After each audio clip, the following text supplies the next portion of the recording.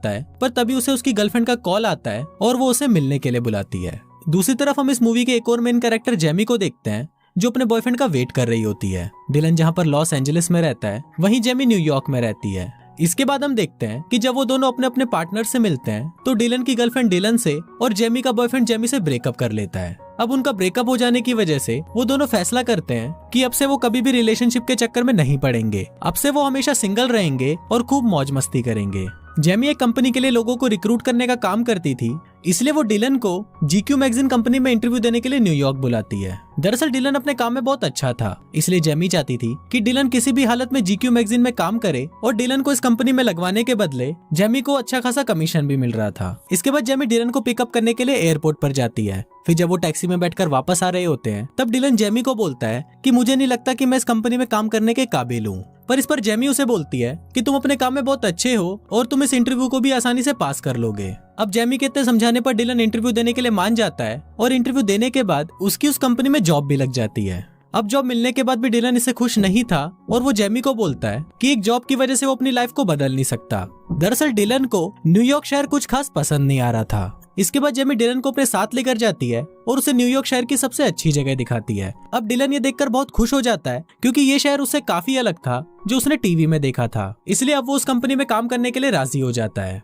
अगले दिन डिलन और जेनी लंच करने के लिए बाहर जाते हैं और वहाँ पर वो दोनों एक दूसरे को अपने अपनी ब्रेकअप की स्टोरी के बारे में बताते हैं। इसके बाद जेमी डिलन को अगले दिन अपने घर पर होने वाली पार्टी के लिए इनवाइट करती है। फिर अगले दिन डिलन जेमी के घर पर आता है और वो दोनों पार्टी में काफी एंजॉय करते हैं। अब धीरे धीरे जेमी और डिलन एक दूसरे के नजदीक आते जाते हैं और उन दोनों की दोस्ती भी गहरी होती जाती है। फिर एक दिन जब ये दोनों टीवी पर मूवी देख रहे होते हैं, तब जेमी डिलन को बोलती है कि काश मेरी जिंदगी भी इन टीवी एक्ट्रेस की जैसी होती। मेरी जिंदगी में कोई ऐसा होता जो मुझे बहुत प्यार करता और जब मैं उदास होती तो मुझे मनाने के लिए शाही घोड़े पर बैठकर कोई राजकुमार आता। इस पर डिलन उसे बोलता है कि ये सिर्फ फिल्मों में ही होता है और असली जिंदगी में इसका कोई मतलब नहीं है। इसके बाद वो दोनों आपस में घपाघप वाली बातें करने लगते हैं और फिर डिलन जेमी को बोलता है कि घपाघप एक टेनिस मैच जैसा होना चाहिए, बस खेलो, एंजॉय करो और निकल जाओ। तभी डिलन के दिमाग में एक आइडिया आता है और वो जेमी को अपने साथ एक टेनिस मैच खेलने के लिए बोलता है। पर इस पर जेमी उसे बोलती है कि वो उसे इस नजर से नहीं देखती। तो डिलन उसे बोलता है कि मैं तभी तो बोल रहा हूँ, इससे हम अपनी मौज मस्ती भी कर लेंगे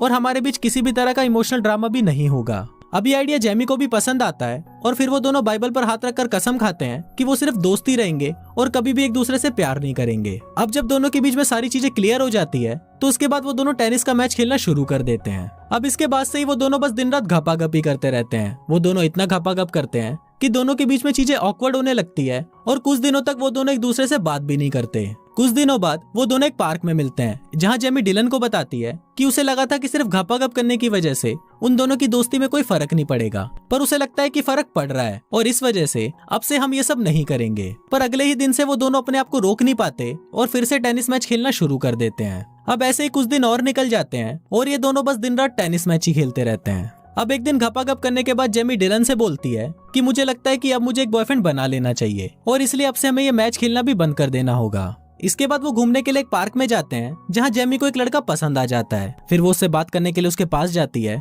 और कुछ देर बातें करने के बाद वो उससे उसका नंबर ले आती है। अब इन दोनों में भी डेटिंग होना शुरू हो जाती है और वो लड़का जेनी को बताता है कि वो एक डॉक्टर है और वो छोटे बच्चों का इलाज करता है। अब कुछ दिनों तक एक दूसरे को डेट करते हैं और फिर एक रात जेमी और डॉक्टर भी एक साथ टेनिस मैच खेलते हैं। अगले दिन वो डॉक्टर बिना बताए जेमी को छोड़कर वहाँ से जा रहा होता है, पर तभी जेमी उसे देख लेती है और उसके पूछने पर वो डॉक्टर उसे बताता है कि वो उसके सपनों का राजकुमार नहीं बन सकता।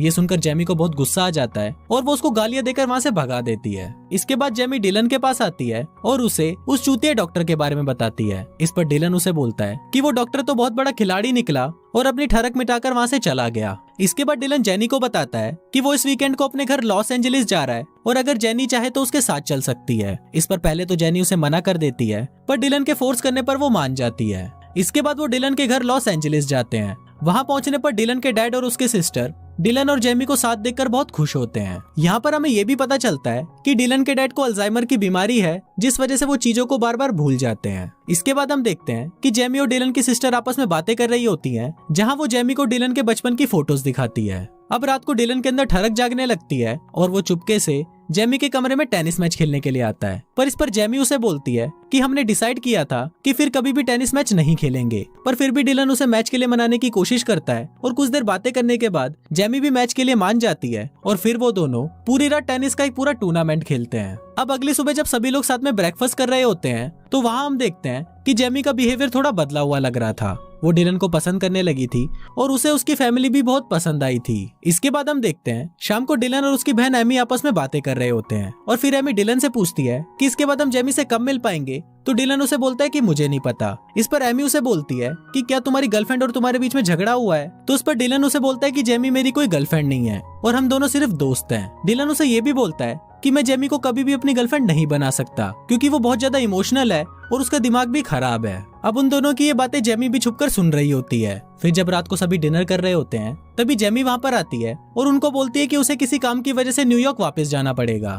दरअसल उसे डिलन की बातों से बहुत बुरा लगा था, इसलिए वो वापस जा रही थी। फिर वहाँ पर सभी लोग उसे रोकने की बहुत कोशिश करते हैं पर वो नहीं रुकती। फिर इसके कुछ दिनों बाद डिलन भी वापस न्यूयॉर्क आ जाता है। वहाँ वो जेमी से कांटेक्ट करने की बहुत कोशिश करता है पर जेमी उसे कोई जवाब नहीं देती। कुछ दिनों बाद डिलन फिर से जेमी को कांटेक्ट करने की कोशिश करता है पर जेमी अभी भी उसका कोई जवाब नहीं दे रही थी। इस पर डिलन को याद आता है कि शायद जेमी अपनी फेवरेट जगह पर हो सकती है जहाँ पर वो अक्सर जाया करती है। और फिर जब डिलन उस जगह पर जाता है तो वहाँ पर जेमी अकेली बैठी हुई होती है। फिर डिलन जेमी से माफी मांगता है तो जेमी उसे बोलती है कि तुम एक अच्छे दोस्त नहीं हो क्योंकि दोस्त एक दूसरे की बुराई नहीं करते। अब यहाँ पर उन दोनों में बहस हो जाती है और वो दोनों अलग हो जाते हैं।